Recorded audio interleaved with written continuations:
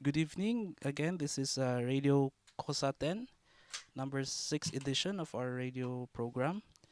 Today is December 18? 18, right? So my memory about date is very bad. So anyway, welcome back again. And thank you for tuning into Radio Kosaten. And for today's radio show, we have Filipino scholars with us, and we will be talking about um, the recent issue in the Philippines about the contested hero's burial of late Ferdinand Marcos. So maybe I should give a little context background about the topic. So last month, November 18, the late dictator Ferdinand Marcos was given state honors and was buried in the hero's burial in Metro Manila amidst people's protest. So, but eventually the Supreme Court and the regime, the current regime, approved of this move by the Marcos family to bury the late dictator Ferdinand Marcos. So after that, a few days later, people come out and protested, especially the younger generation of Filipino uh, who are categorized as the millennial generation. So hopefully in this discussion we could touch some issues about authoritarianism and global fascism, historical revisionism, and of course the millennial generation and the Filipino diaspora in Japan. So maybe before we start, we should give some introduction first from our guests. So we have our microphone.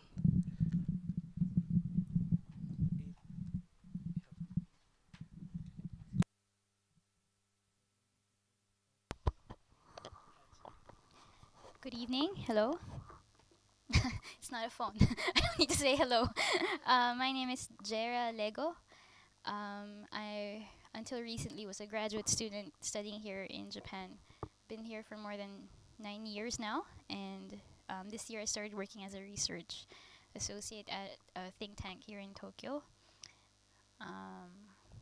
Yeah, that's it. My name is Johanna Zulweta. I am currently assistant professor of sociology. I also do research on issues about migration. So I work at a private university in Tokyo. Good evening. My name is Jenny De Dios. I've been in Tokyo for 9 years. I used to do research on Japanese Filipino children. I'm currently working as an English instructor. I'm Rihanna Cruz, an undergraduate research exchange student from the University of the Philippines. And I've just been in Tokyo for less than a year. So yes, okay, thank you. And I forgot to introduce the radio at the very beginning. So anyway, I'll introduce the radio. The Radio Kosaten is a migrant and refugee run internet community radio based in Tokyo. So that's good that we have guests that are into the fields of migration, migrants, and other related fields about this particular radio project that we are working. So yeah, before we start, maybe should just ask question perhaps about we had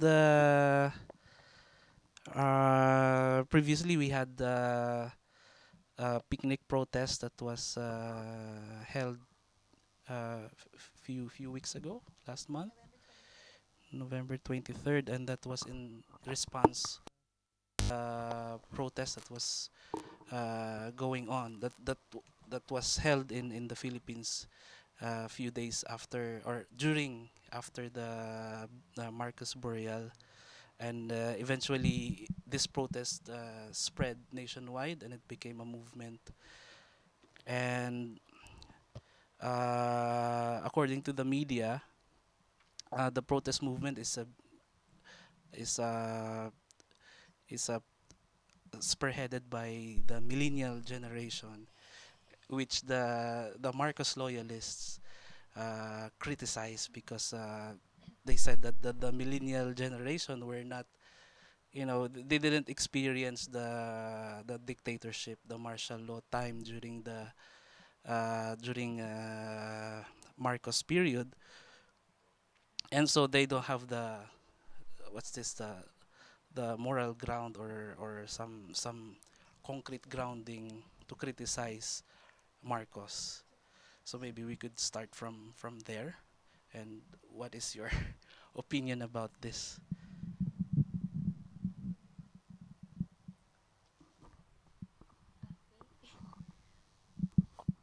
Um, what is the question? What would you like to know about it? What opinion on what? How? About since the Marcos loyalists were discrediting the millennial generation who are at the backbone right now of this movement that is the new movement that is happening now in the Philippines. Yeah. How do I feel about them discrediting? Yes, yes. Oh, um, I think well, it's not a very valid argument that just because you weren't there to experience something firsthand doesn't mean that you don't have a right to disagree with it or go against it. But um, I'd be a little careful with classifying the movement as a millennial movement because I think millennial is generational, right? So that's millennials are people from a certain age, um, younger than younger than what did you find? What is a millennial?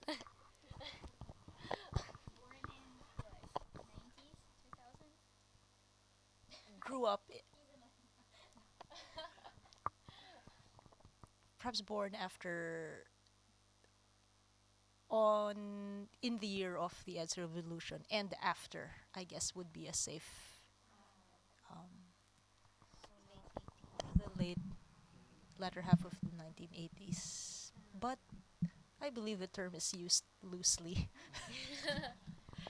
Right, yes. I think it's like not all millennials support the movement, and it's just mostly millennials maybe in the Metro Manila area, where I think martial law had the biggest first-hand, um, most obvious most obvious impact. Like most most of the activists were from the Metro Manila area during martial law. So I think um, their kids are the ones protesting now. Like I know my parents were, well, they weren't really activists, but they had experiences of like being caught during curfew, during the curfew of martial law, or um, being scared that their university would be bombed during the time. So I think it's the movement is mostly Metro Manila based, maybe, and not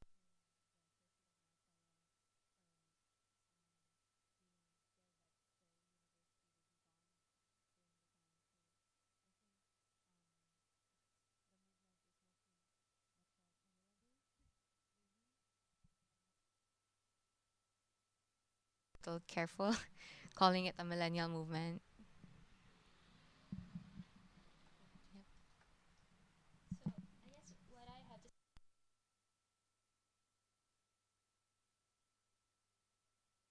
Consider ourselves millennial, but exactly I think it's beside the point if it's coming from the millennials or not. Um, Strictly speaking, I don't consider myself a millennial. So the point is not that if it's the millennials who are doing this or not. What I'm trying to say is that it seems to me really an attempt to discredit the the dissent that's coming out against, because it's the millennials. You see them on Facebook, you see them face front on the camera, unabashedly protesting in their school uniforms with their hashtags and their curse words, you know. So they seem to be an easy target. At the same time, it also shows us how social media, how much technology is involved in the protest. But it's not limited to the millennials, and the millennials themselves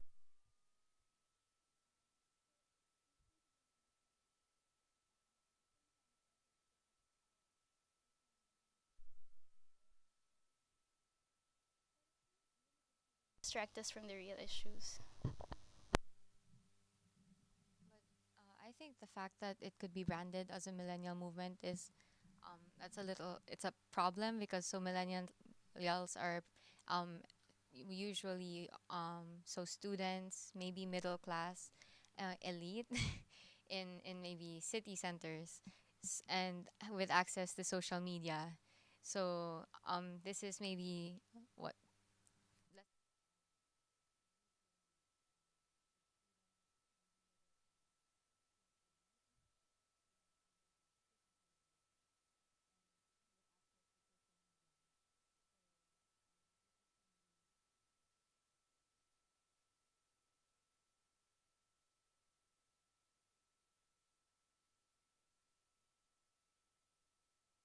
big issue for us who are maybe have access to um, education, social media, mainstream media, but then most Filipinos who just don't have access to those channels and that level of that kind of information, it it doesn't really mean much to them. And I think those people without access to it are the majority, and those are the big voting blocks. So that's problematic. That the movement is very big in social media but has little impact in real life. I think so. I have a question related to that. If there's a separation of reality right now, no? The virtual reality, which is the social media, and the concrete reality, which is we don't hear about in social media. So I'm interested to know how this Marcus burial issue affect the people who are, not, it doesn't belong to this medium of technology, which is we call now as social media. Hmm.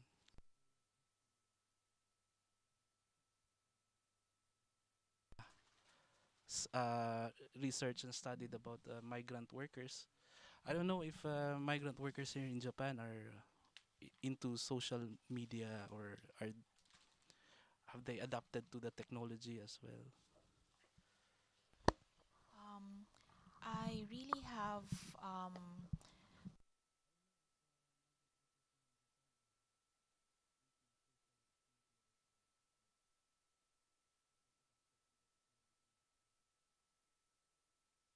right, and so they don't see any problem with the burial. In fact, many of them actually agree. It's not only in Japan, and I'm assuming it's also worldwide. But then, in terms of social media, I would assume that they are probably connected to Facebook at the very least, right? So we do not know their engagement with social media, how if they really use it that much, but I am assuming that they have access at least to simplest forms of social media. Um, I wouldn't really discount the impact of social media that easily. For instance, they would say that the last election was won because that camp made good use of big data.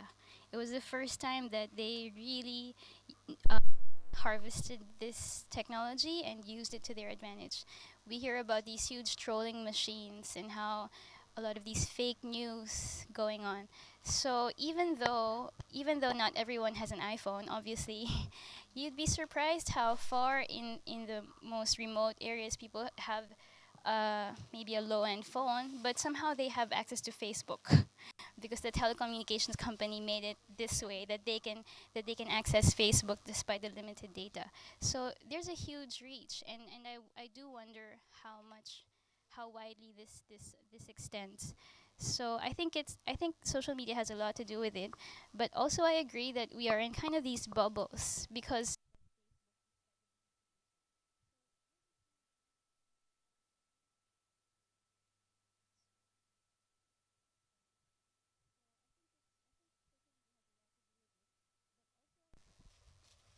So moving from social media, uh, since we also touched the issue about Marcos loyalists, and probably some of them or most of them use social media as a medium to discredit the millennial movement. That of course, as Rihanna said, not all of the demography of the millennials are part of this anti Marcos burial.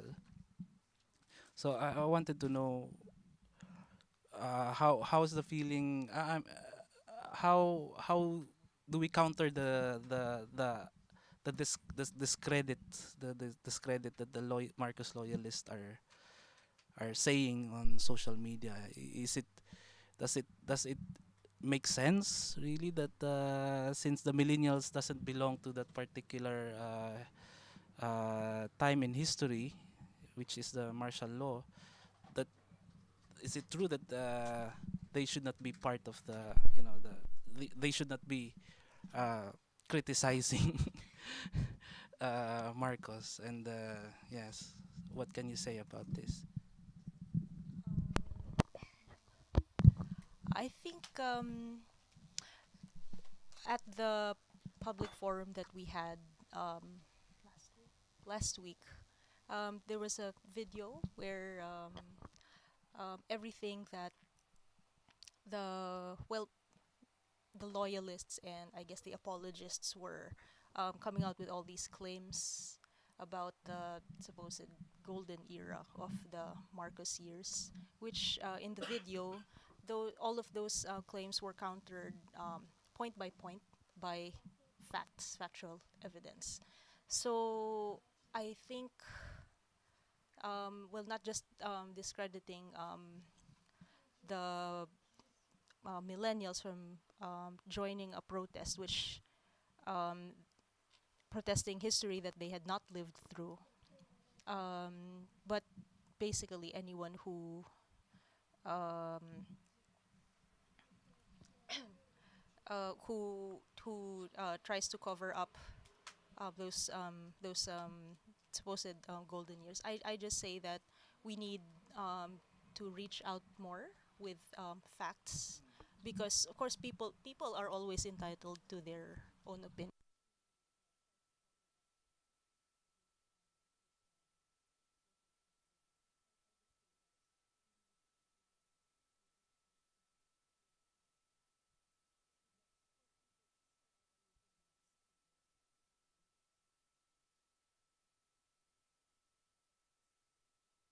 So many steps backward in terms of um, recognizing those human rights abuses.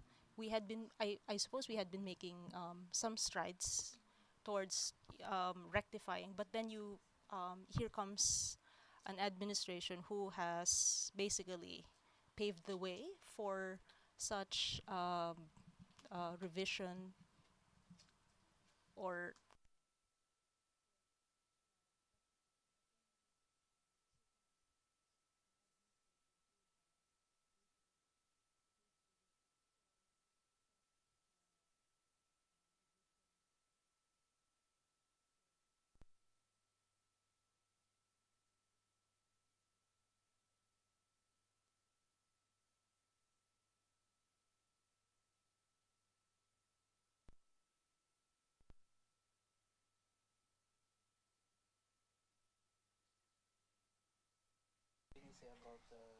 How what we should do? Oh, okay. um, well, I think um um we could go look into why are millennials protesting, because I think many of us were educated, were taught that martial law was an affront to the human rights, to democracy, and to freedom of speech. Um, we were taught to be empathetic to the struggle of the activists of the time, even though we didn't experience it ourselves. So I think what is lacking at the moment, and maybe it's been lacking throughout Philippine history, is a sense of national, like claiming our national history, claiming the national identity, um, because for uh, for maybe my peers who might not have grown up hearing these stories of torture and imprisonment and repression during the martial law, even though they didn't grow up with those stories, and I grew up with those stories, so it was very easy for me to believe and empathize with those, with narratives like that. But then for some of my peers who didn't grow up with the same, hearing the same narratives, um, they were taught to they were taught those narratives, and then they learned to grow empathetic to it, though they didn't come from the same places where martial law had such a powerful impact. But then with people who don't have access to those stories, that to channels which to hear those narratives and that that chapter of our history, it may be difficult for them to claim it as part of their histories. And then it in general, I think it's difficult for the Philippines as a nation to claim a national history, because archipelago, so everyone has their own regional histories. And then so maybe in Ilocos martial law was very good, but then in other areas it wasn't. mm. So I think that's where the problem is. And that's why it's so easy for others to the our discredit the and discredit the movement now, and to accept Marcos burial now, because they grew up with other narratives, and then they weren't taught to be empathetic to the struggle, to the the activists who suffered torture and repression during the martial law. So they find it difficult to claim the the the the not so golden point, since they experienced something very different from it. Um, so I think like what Ate Jenny said, we should be a little more active in retelling these stories, and in retelling what we know happened during the time. But um, maybe we should be also a little empathetic. So we're asking them to be empathetic to the stories we know about what happened. But then we should also try to understand. So maybe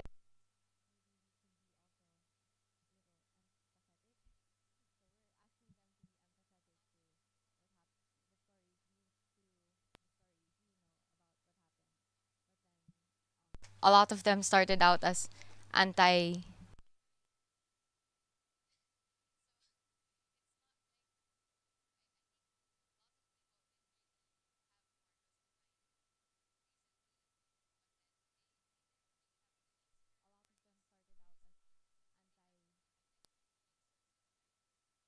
especially because I think Noynoy's period wasn't so bad economically, and then so they were they were releasing a lot of statements saying, "Oh, the economy is getting better. We're getting doing better as a country."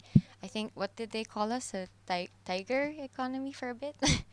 They said we were doing really well. It's like 6% GDP increase. But then yeah, we were doing really well. But then it wasn't so much felt by a lot of people. So and that's why it was so easy for them to be pro Marcos because they they hear the Aquino government saying, "Oh, we're doing really well," and they don't feel it. So we should be empathetic to them and understand that this is maybe this is where they're coming from. So That I think there should be an institutionalization of um, memories and histories because you have to have a shared history because how many people really know what happened during the martial law era, right? So I think it's also connected to the education system. So of course, I am aware of what happened because it was taught in schools in history, in the history subjects in schools, right? But in other schools, in many schools, not only in the NCR region but even elsewhere. So how is history taught, right? So how is this particular issue taught? So that's really one question that we have to address. So it has to be institutionalized because we can only do so much. Because if you want to educate people, then it really has to come in the education system. And another thing is having markers that people can really see.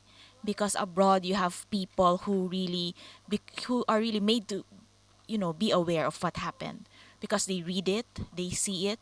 Let's say you have markers, okay, this was where it occurred, this was a torture chamber, something like that. But we actually lack that, right? And there was this, and Rihanna was saying that because it has become like a pro anti, right? And so because people were in a way disappointed with the previous administration, many people, so they were thinking, oh, we have to go back to the golden years. So and they think that the Marcos era is actually golden years. So again, you have that attempt at I'm sorry, at historical revisionism, right? So yeah, so how do we address that? Because a lot of people were saying, "Oh, we had this, we had that during this time," and so martial law it's only happened only in a particular area. But we also have to note that it was actually nationwide, and I think during the forum with Professor Kimpo, he mentioned that as well. Yeah, just to add to that, no, and maybe relate it in the global context as well, since we have generations of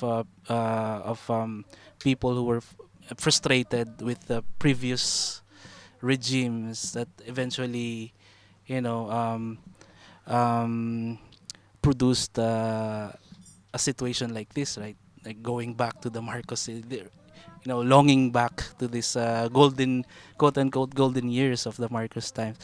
This also happened in other parts of the world. For example, in the U.S., yeah, what produced Trump was because of the previous regimes and the government. Maybe that started from Bush to Obama, and then you have produced Trump from these people who were frustrated by the previous regimes. So I think it's some way common with the Philippine experience. So what produced the fascist or authoritarian government we have right now in under Duterte's regime was because of the previous regimes like Aquino and even farther than Aquino himself or the mother, the Cory Aquino. And I think it has also has something to do with after the dictatorship during the 1986 when the people power uprising occurred. Uh, the government that followed after Marcos didn't really do anything, to to sup- to sup- to suppress the coming back of the dictatorship, which is the possibility right now, no? So going back to that point you just said about the markers in history and the issue on education, uh, some government agencies didn't really do some serious um, projects to to teach generations of students about the dark days or the dark history in Philippine history. So that is why we have generations right now who I believe the generation right now who are pro Duterte or pro Marcos was I guess from my generation, from the generation X. I assume, no, because it's during the 90s. It was the time where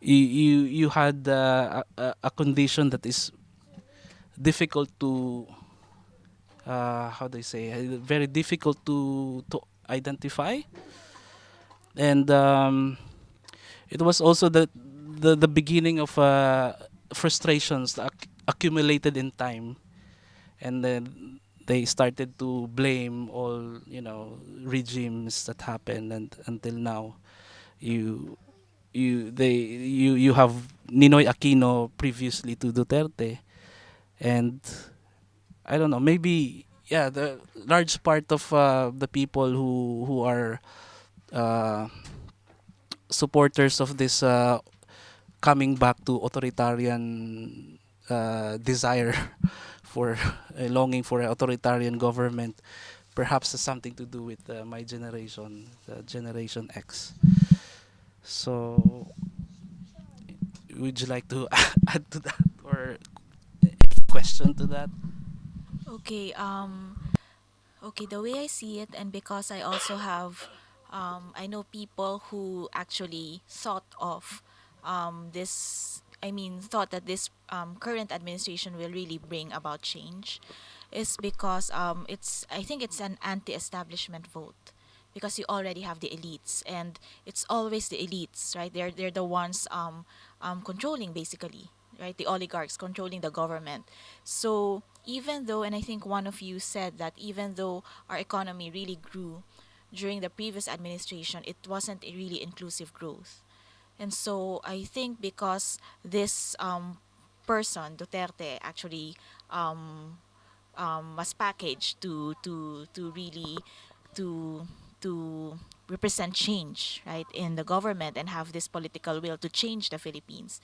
So a lot of people saw that promising as promising, right? Because okay, you have this person who is not really seen to be part of the political elite, although he is part of the political elite, to bring about change. And which is interesting because his, if you look at the demographics, right, it's he really captured everyone. You have the ABC and the D and E. So you have middle classes, even some elites really voting for him, and the D and E classes. And of course, you also have the large part of the Visayas and Mindanao population who actually voted for him. So I do not know if people would want, if it's, if we can see it as a rise of authoritarianism in like the context, or fascism, as what is happening in the West, because I see it more that it might be as connected, but I see it more as a problem. It's really, I don't want to say something that is unique to the Philippine situation, but because you still have this divide between the elites and the others. And so you have people who are really becoming tired of the elites. And so there's this vote for Duterte. Right? But of course, we also should note that not all of the people who voted for Duterte also support Marcos. Right? Also answers to the question a while ago that we are trying to explore about the largest votes of Duterte coming from the migrant workers, no?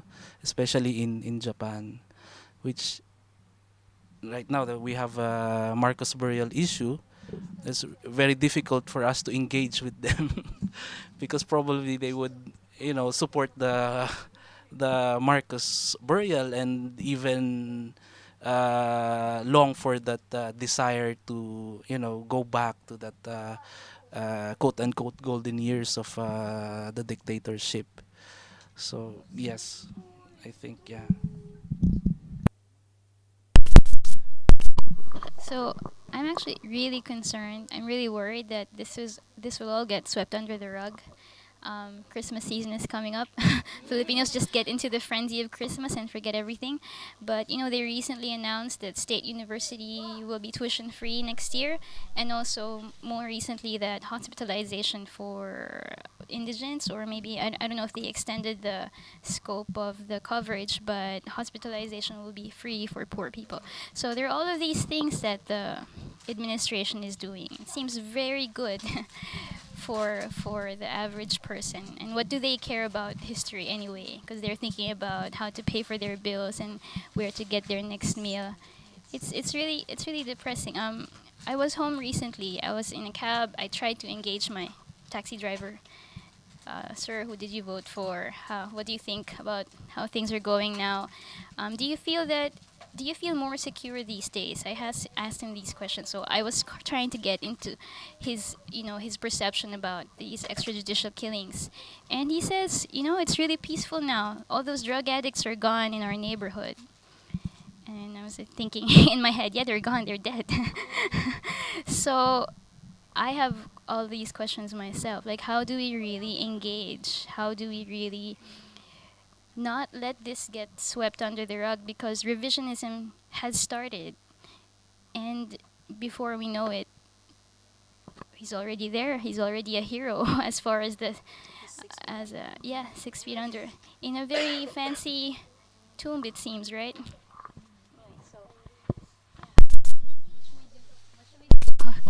You're the host. Tell us.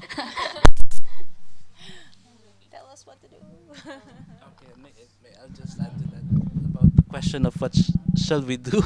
I don't know actually what can we do, but perhaps through continuous dialogue, continuous reflection, asking questions, perhaps from here it could probably. And I think this is what I learned about the millennials, no? Because the millennials are very much adept into new technology, and new technology is characteristic to the concept of dialogue, of connecting, of engaging. And I think that's how the millennial generation who who made the first step to protest against the Marcos burial, it gave us a kind of hope, of that question of what can we do, what shall we do, what should be done, no? And yeah, we can learn from from this continuous practice of the millennials. Can I add something? Since you wanted to include, what else is happening there in the rest of the world. So I'm somehow been paying attention to who Trump's been appointing again, which scary character is on his cabinet next. So I heard that climate scientists were actually copying all their data, moving it to some server in Canada, because they're afraid all this information could get wiped out under the Trump administration. And Stephen Colbert said, even facts are migrating to Canada. Goodbye empirical evidence. So it's really funny, but I think it tells a lot about this post-truth era that we have. So Jenny mentioned facts, right? And we all like to cling to our facts, but seems it's not enough. So I think it's these cold hard facts are not enough. We really need to engage people. And I feel guilty because I couldn't even continue my discussion with my cab driver when he said that What things were happened? peaceful in his neighborhood. So I didn't get into it anymore. So I think it's a question that really confronts us in the face. Like, how do you really go beyond your bubble and talk about this with feelings and not just cold hard facts? Yeah. Could I add? Actually, also, I think the portfolio of the Pinoy administration was erased. Yeah, from gov.ph, which is the official website of the government. So it was erased, or it wasn't hosted anymore on the official government website. But they had a backup, so it's fine. Well, it's not fine, but they had a backup, so it still exists. And I think what we should do is we should maybe be a little more conscious about how we're communicating, and also empathetic. So how we're communicating our facts. Our- so like you said, it can't just be cold hard facts. I think also that was the problem with the Pinoy administration. They had facts, they were positive facts, but then people weren't able to feel the actual impact of the facts. But then we see Duterte, and then we have this underdog narrative like, oh, I didn't really want to be president, but the people call me. So uh, And his supporters are crazy for him. yeah, yeah, because it's a really compelling narrative. Like, oh, this humble small town guy like me, and like, yeah, yeah, humble. Yeah,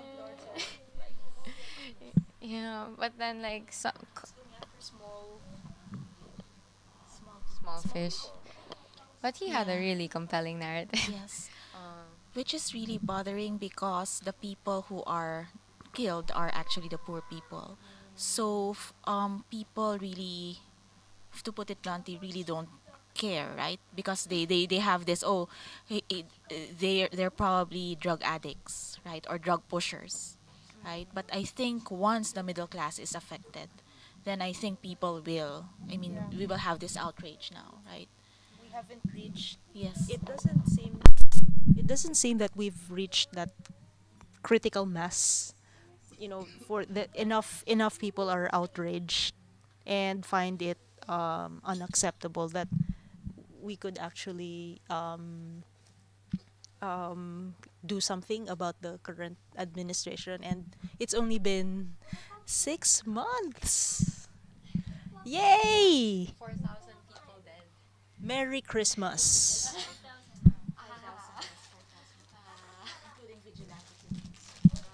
So yeah, it's only been 6 months. I think people are, I think, are kind of in the mindset. Okay, let's give him a chance. Maybe these killings will, maybe they'll lessen.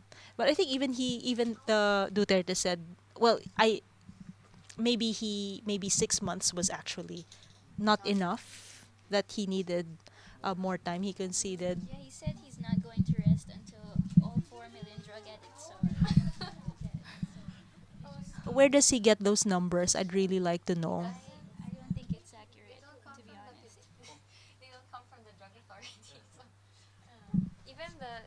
even the Philippine Drug Authority said that his numbers aren't correct. So no, nobody really knows.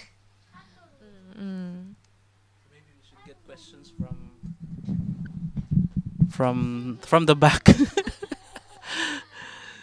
Since Rihanna mentioned about communicating and not only facts but also empathy, and how do we empathize with, like for example, there are killings right now in the Philippines, and it's like more than 5,000 people are killed within 6 months, more than 6 months, because of Duterte's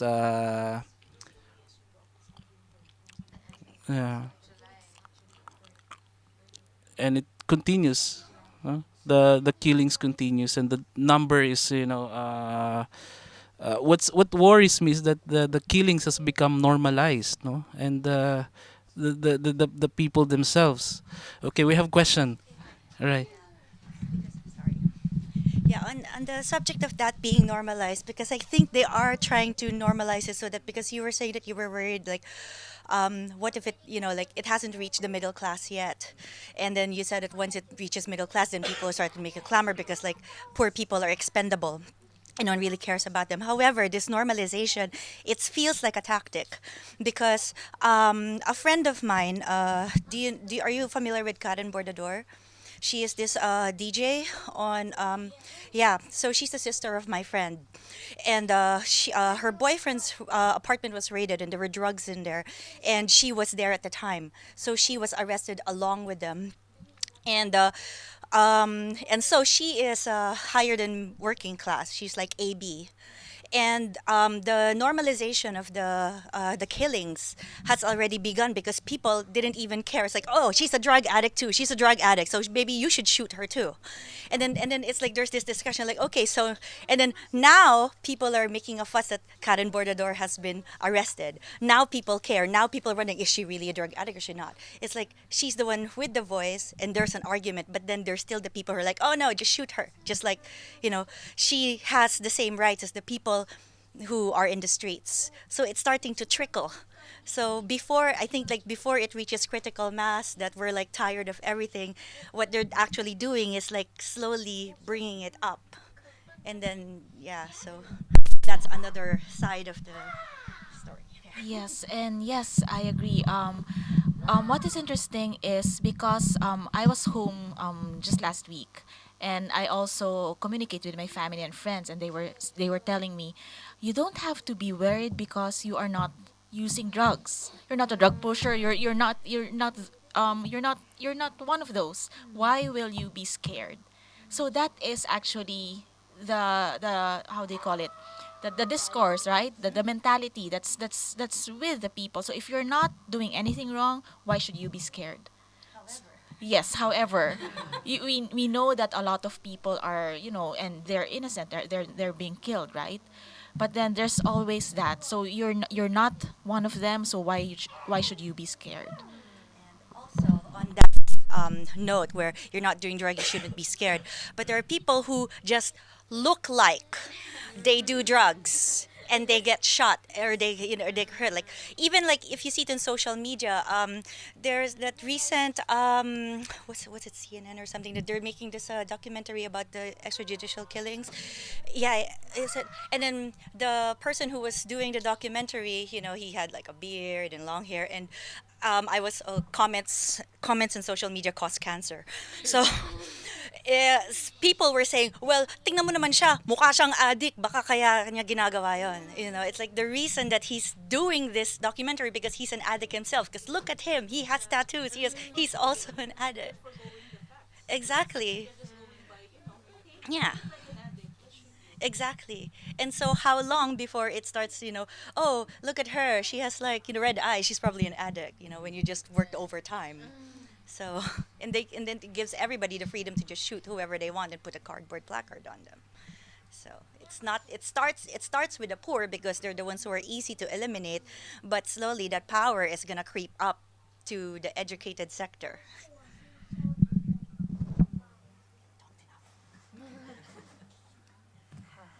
That's a sad reality. Because, mm, I guess maybe the most essential core of the issue is people don't know their own rights and don't respect the rights of others. Like, so martial law, the right to freedom of speech was assaulted, and then now it's the right to due process and life. I think health, because I think the drug problem is a public health problem. So people don't feel that they have the right, or that people don't feel that other people have the right to receive health services for drug problems. So I guess we need more education. We need to educate people on their rights and the rights of others more. But then also that's difficult because it's difficult to tell someone you have the right to do this, but actually your government can't support your right. So you have it, but then it doesn't actually exist in this country. So that's a problem we have. So just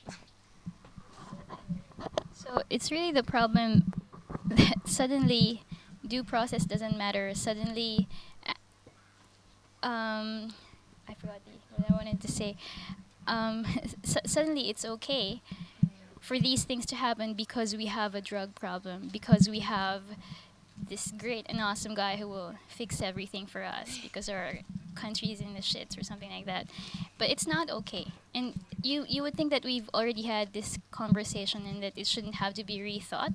But apparently, not enough people are in on this.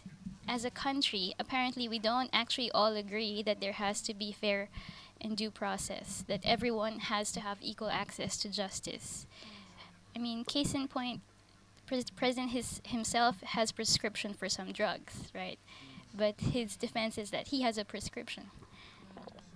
Or who was it? Arroyo's nephew got out on bail for possession of drugs. So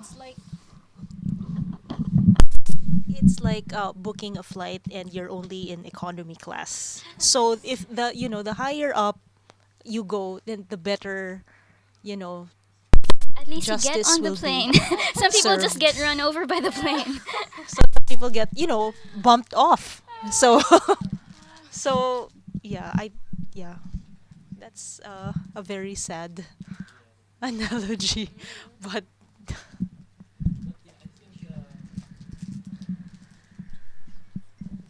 I think going back to Jera's question a while ago about what should be done, no?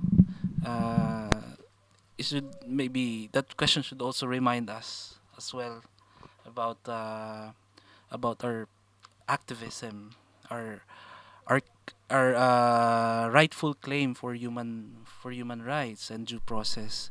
So we have to always push for this, unless everything will be normalized and accept the reality that you can be killed anytime, even if you just look like a drug addict and you can be killed anytime, anywhere. So I think the the important thing right now is really to um, become more active, proactive, and perhaps the movement right now that's spearheaded by the millennial generation has to you know push through. And yeah, so any Just to add, I think we are in a special position being overseas Filipinos because a large part of the population is overseas, and we are actually in a position to engage with them, really to talk to them, hopefully through forums, through other activities, and to know what they think of the issue, right? Because we can't just rely on social media, especially with the proliferation of fake news, right? So it's really hard to counter those fake news. So the one thing that we can do is to really engage overseas Filipinos, and perhaps if we are able to have a dialogue with them and to know their thoughts, and probably if we can also cause an outrage overseas, right? I mean, revolutions have been done, um, have changed countries because they started overseas. So I think it will be, it will be a big contribution to what's happening back home.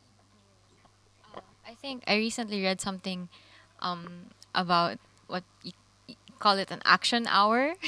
So like for concrete actions we could do are I read that you could set aside 1 hour per week, and then for that 1 hour you be proactive. You could write a letter to your congressman about some law that you don't agree with. For example, recently we have the they're trying to push for to lower yeah the age of criminal liability. So like you could for 1 hour a week, it's which is doable maybe.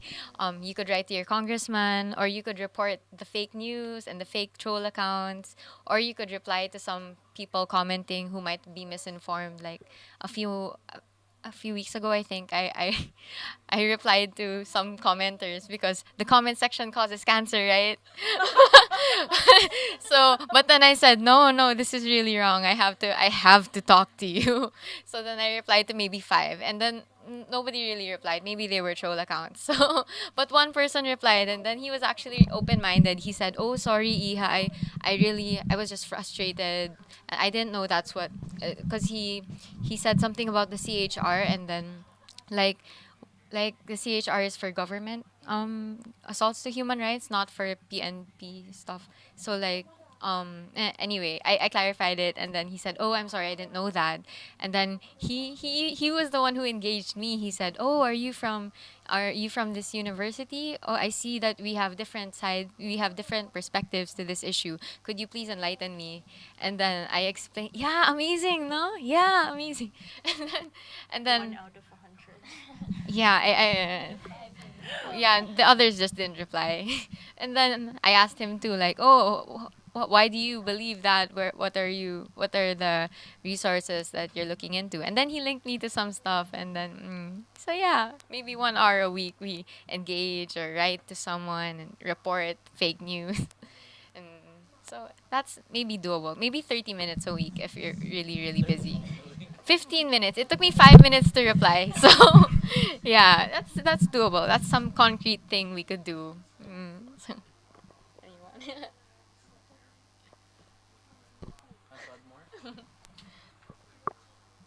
So we only have another 5 minutes left. So yeah, maybe if there's any other points we should add, we could address it. Oh, there, yeah.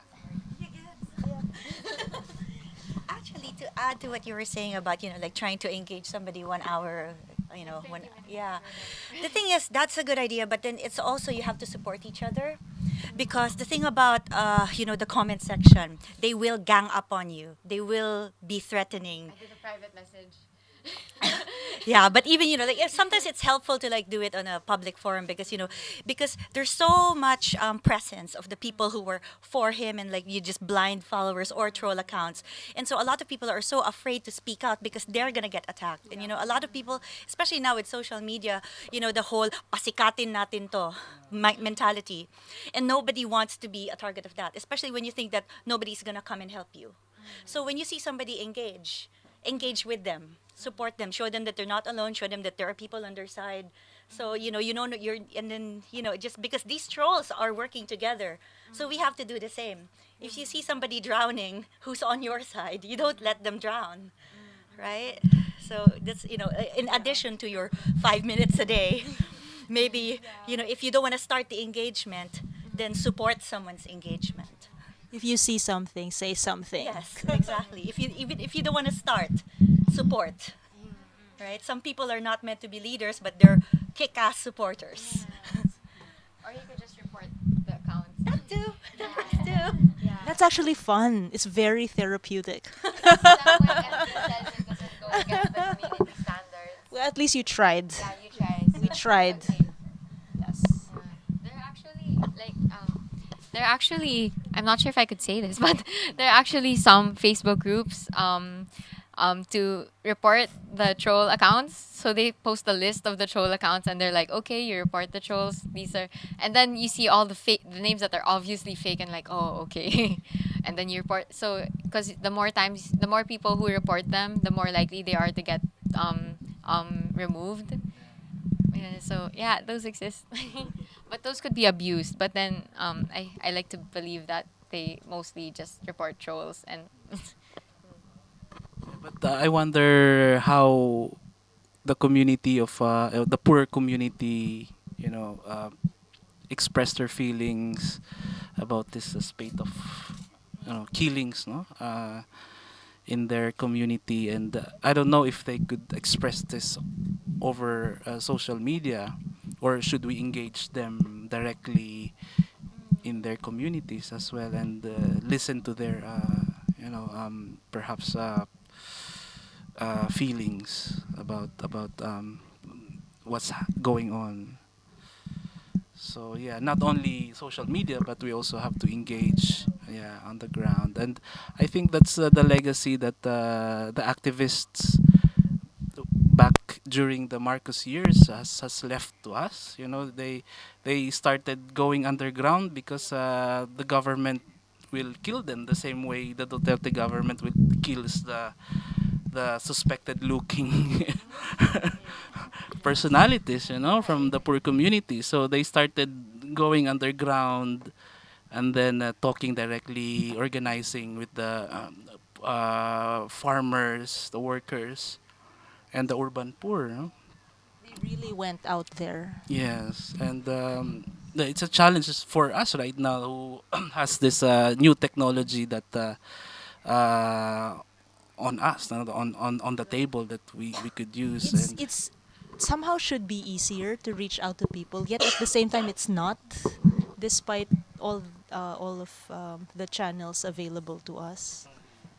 So um, it's so easy to to like things. Oh, what he's saying is wrong, or what she's doing is wrong, and it's easy to like and then just comment. But how does that translate into real action? I think that's a huge challenge for us in this day and age.